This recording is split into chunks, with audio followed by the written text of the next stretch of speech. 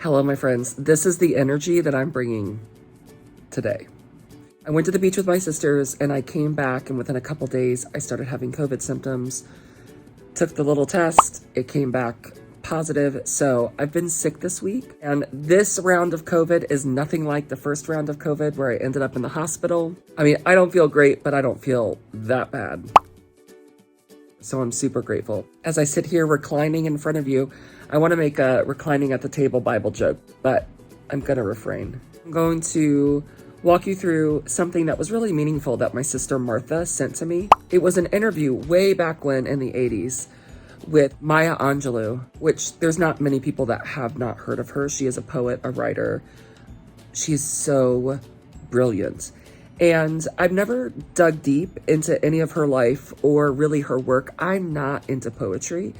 And what I have seen of her quotes, I've always been like, holy smokes, that is deep and reflective and full of wisdom and truth. But this is the first time I had really ever seen her really communicate or talk.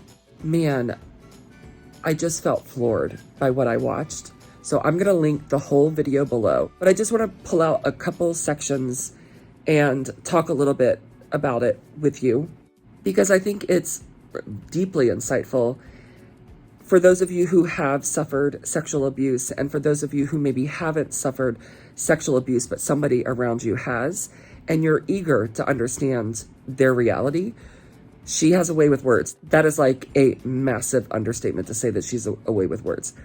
She is brilliant with her word pictures and how she communicates. And I think it's helpful. It was helpful to me.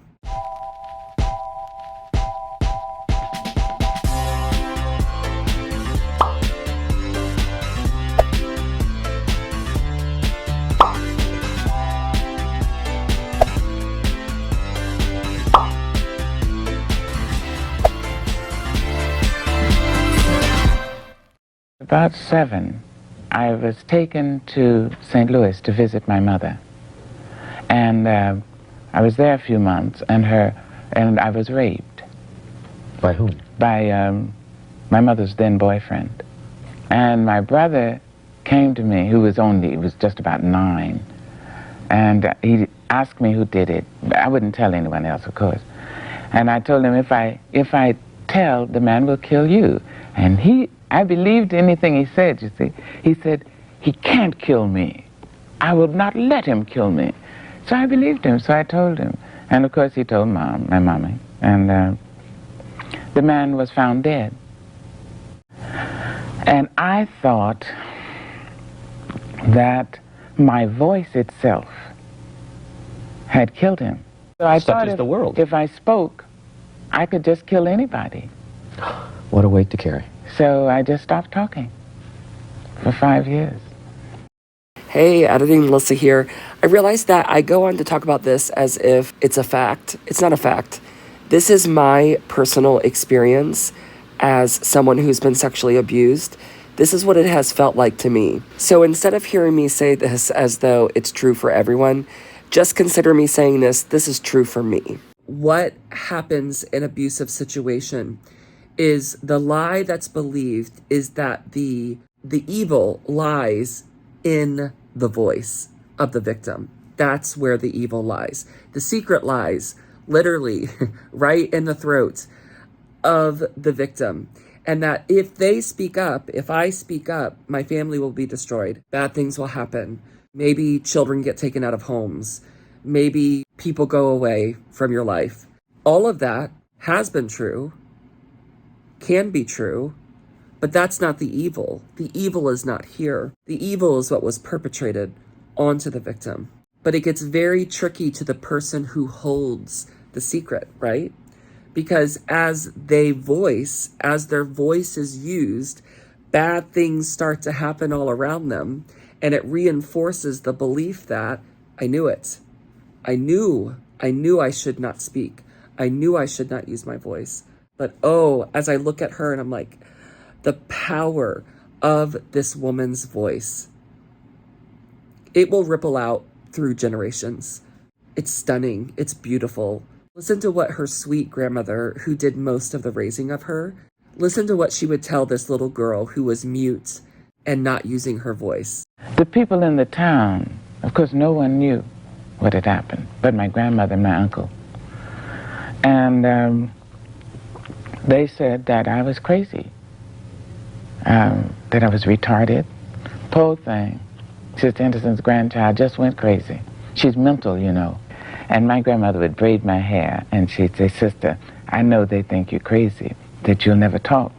But when you get ready, and the Lord gets ready, you're going to talk, sister. You're going to be a preacher. Mama knows." I listen to that and I'm like, oh, I want to be the person that can see the voice in someone else and call it out, that life and truth out. Because we all have a voice that needs to be heard and needs to learn how to communicate. How true her grandmother was. She did become a preacher, a poetic preacher. She's going to tell us about a teacher that was very influential to her. And here's what her teacher said. But Mrs. Flowers, after about 2 years, I guess, she started telling me that I would never love poetry. She said, until I heard it over, felt it across my tongue, through my teeth, across my lips, I would never love poetry. And it was as if my best friend was being threatened, you know. She had a deep love for poetry. And to hear this beloved teacher tell her, it has to cross your lips. You won't really love it until you can speak it.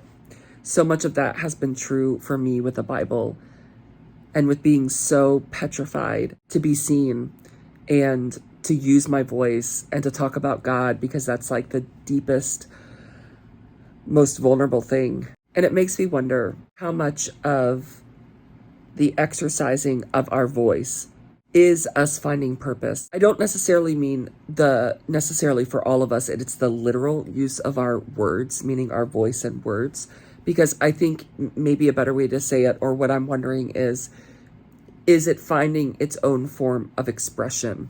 Is there something to the hurts that we have all encountered?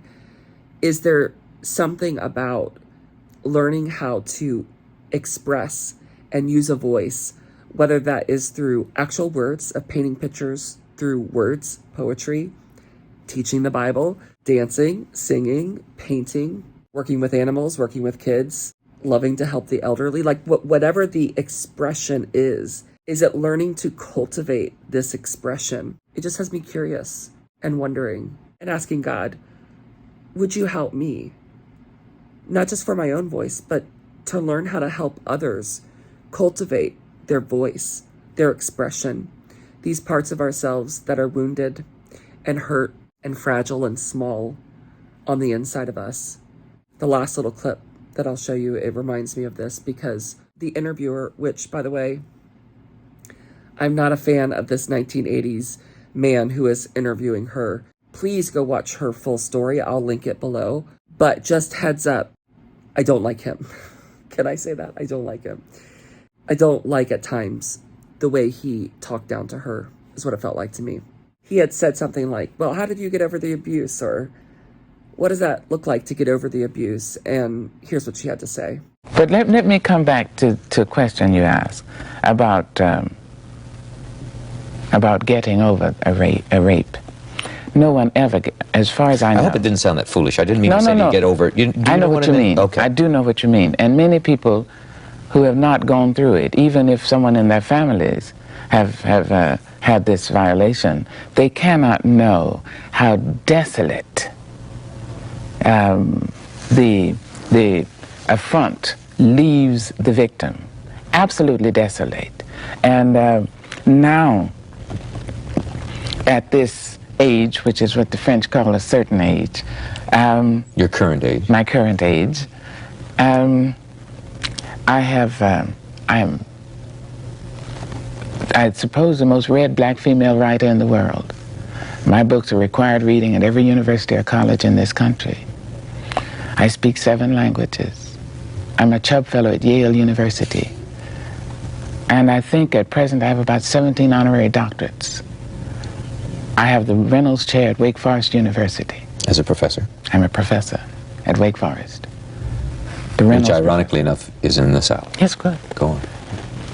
with all that, saying that, and I'm financially secure, saying that there isn't one day of my life that I haven't thought about it. Not one. I have had to use an incredible amount of energy to keep balance in my life. Incredible amount. If I hadn't had to do that, I might have written 10 more books or 5 more films. I think for those of us who have been deeply wounded in life in a myriad of different ways, we deeply understand this. How much it takes to just stay balanced. Like it's real energy and effort just to start at the base level.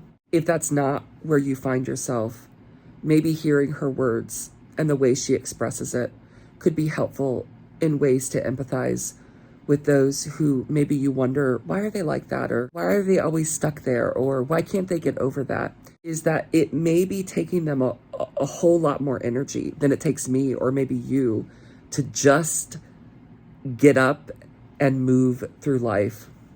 The older I get, the more grief I feel for the suffering and the longing I feel for God to come and make all things right, even though then that gets complicated with actually how that's done.